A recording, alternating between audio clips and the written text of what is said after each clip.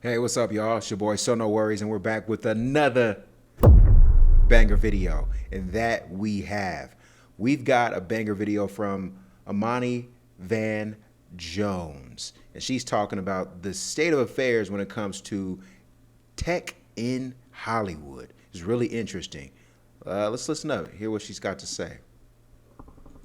I'm gonna give you the news, but I'm gonna rant about it. We need to get big tech the hell out of Hollywood. Apple is offering $151 million to stream F1 racing next year. That's nearly double what ESPN currently pays, and they can't match it. Big tech has been aggressively hollowing out Hollywood for the past 15 years. Netflix surpasses Blockbuster in 2010. Yes, Blockbuster had some issues before Netflix came along, but Netflix was a contributing factor. Then Netflix launches House of Cards and kicks off the streaming boom and peak television. They get people addicted to the binge model, and over time, they cut the average television season down by more than half, by 2/3. We go from an average season of 22 to 24 episodes to 8. They destroy residuals because there's no ads, they erode the commercial market, they underpay everyone, and in some cases, they're not even working with unions. The women from Orange is the New Black have talked about how that show skyrocketed their fame and did nothing for their wallet, putting them in a very dangerous situation where everybody in the street recognizes your face, but you can't afford security, you can barely afford to pay your bills. Then these tech companies scrape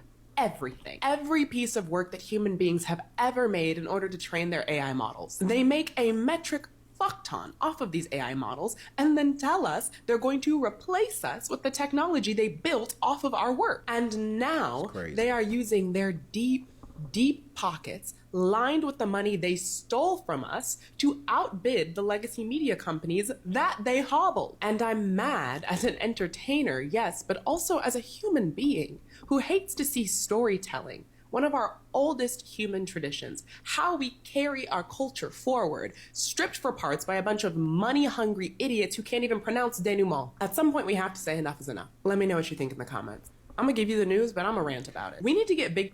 Oh, thank you, Monty. Damn, Spade, chill out. All right, sorry about that, y'all. But hey, cut that out. What's wrong with my dog? Just barking sometimes. Sorry, y'all. I don't understand sometimes. Spade be tripping. But look, I love what Amani's saying here. She's essentially, breaking down what we all know. Big tech is everywhere. They're in all industries. They're bringing AI to all industries. And it's really impacting Hollywood because we thought creativity, the left brain thinking sort of skill set would be the last to be touched by AI. Nope. And then what do you expect? What do you expect Hollywood to do in terms of a business model that has been failing even before AI came in? Did you expect them to give creatives more, people more money? Hey, here's more millions of dollars to go try and make a successful TV show or film. This is just what was going to happen irregardless. Hollywood isn't this coddling system where it's like high school or college where they kind of want to hand hold you through your, degree path and kind of pat you on the back on your way to success and then bring recruiters and people on campus. So no, that's never been Hollywood's MO. It's always been a for-profit system. It's always been a system about subjugating the artists in order to reap the benefits at the top, not paying people commensurate to what they deserve to be paid. It has always been like that. This is nothing new. And I think creatives have to understand how we fight back because I hear people in their rants, like Amani's rants. These are valid, factual rants and issues that we have to bring to the forefront. But the biggest thing we can do is we can start getting back on set and start supporting each other. Nothing in Hollywood or in the tech industry should be stopping creatives from creating. I think because we have made this such a transactional environment even before AI, where everything was about rates and how there was a whole time, like especially in the midst of the pandemic, there was a whole time where all people talked about was rates. How much am I going to get? Which is good. You should know and be able to discuss your rate, but you didn't think the big execs were listening. Like, what? They want us to pay them X, Y, and Z for, this amount, and they don't even got, like, it got really, really layered. And it got to a point where people in tech will always find solutions around having to pay for things that they ought to be paying for. That's the power and the prowess of being tech savvy. Come on. And so I think it's on us as creatives, as filmmakers, as people who wanted to work in Hollywood to dismiss all of the transactional thought processes around how to work. You can work and not get paid. A lot of the great filmmakers, even Christopher Nolan, spent his Saturdays while working a full-time job creating his first film, Memento. And so you've got to understand, a lot of us creatives are frustrated, but the way out of it is honestly to create community around each other and start producing work without thinking of it in a transactionary way. Unless you just want to throw your hands up and let AI and everything take over, cool. But if you want to stop something, you have to start working together as a unit to combat AI and its ultimate, effects against creatives like this. You have to say, hey, we're not going anywhere.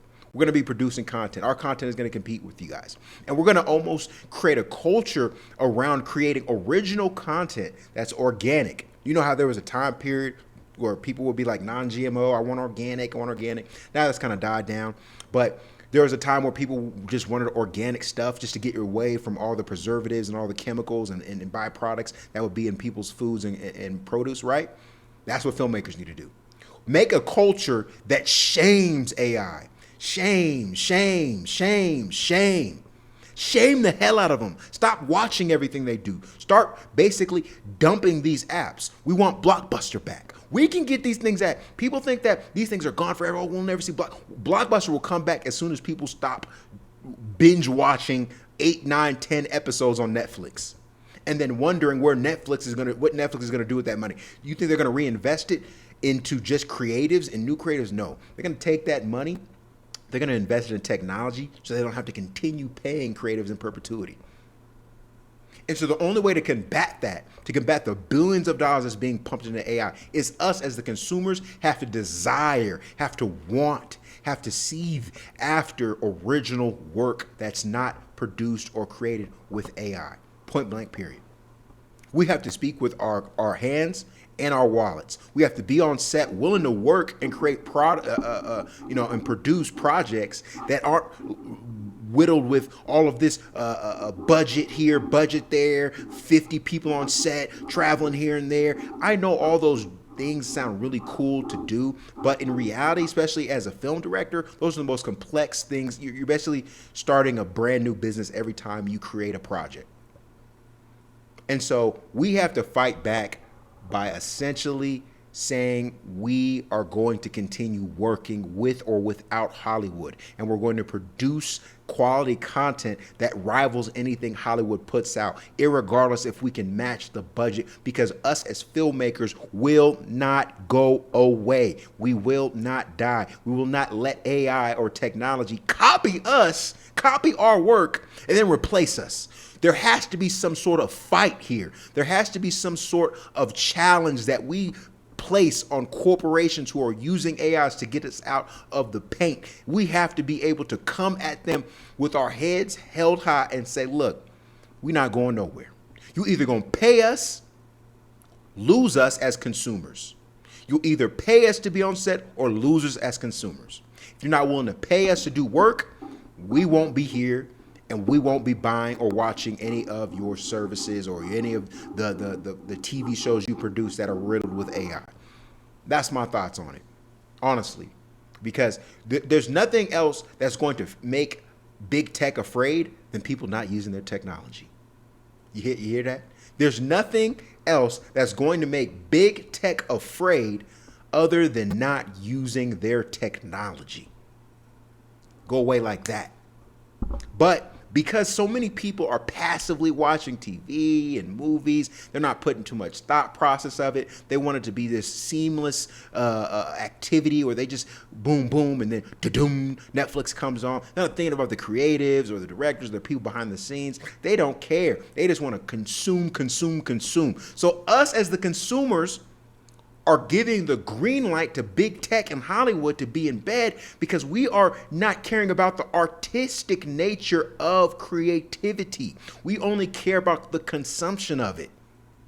And so a few filmmakers who are upset, who are ranting about AI, those are going to fall on deaf ears for the most part. But what would stop it is if we challenge the system as a whole, which, I'm not putting my money on that, but in reality, if we really just challenge the system as a whole and said, we're not messing with this, and we're going to shame you into oblivion, we're going to put you on the Jumbotron and showcase that you're not a company or a production house or a studio, that we're going to watch any of its content unless you remove and stop using AI. Other than that, AI's finna come and you better learn how to use it. You better learn how to start using it. If we're not going to fight back, any sort of tyrannical or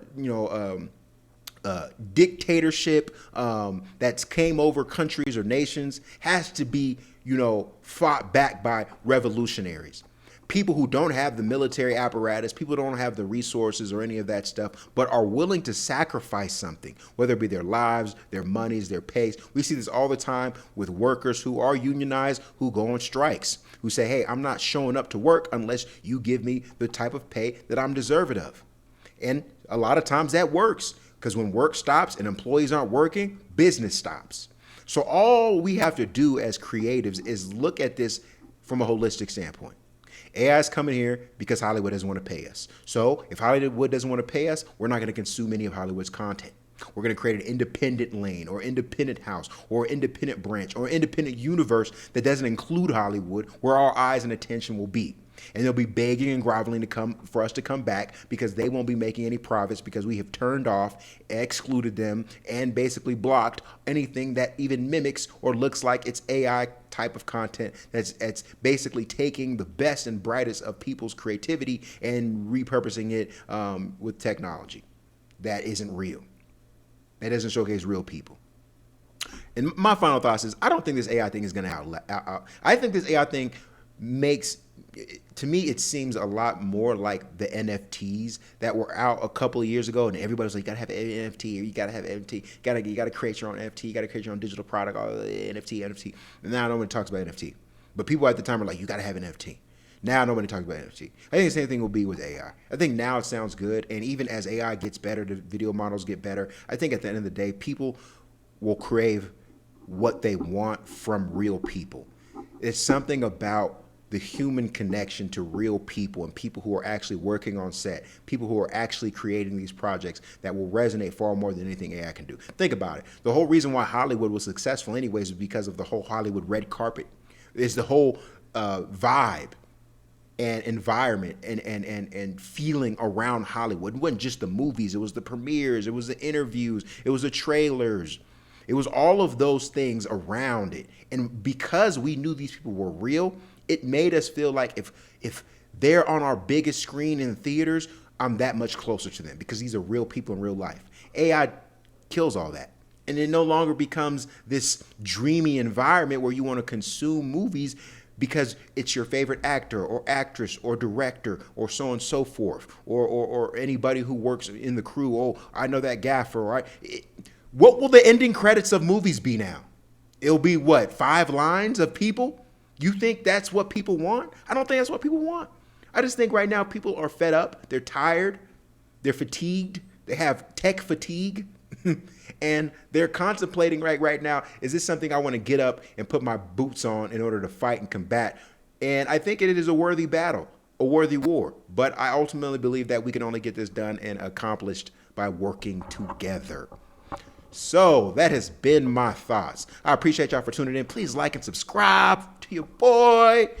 This has been another banger video from your boy, So No Worries. So no worries. Take care. Peace.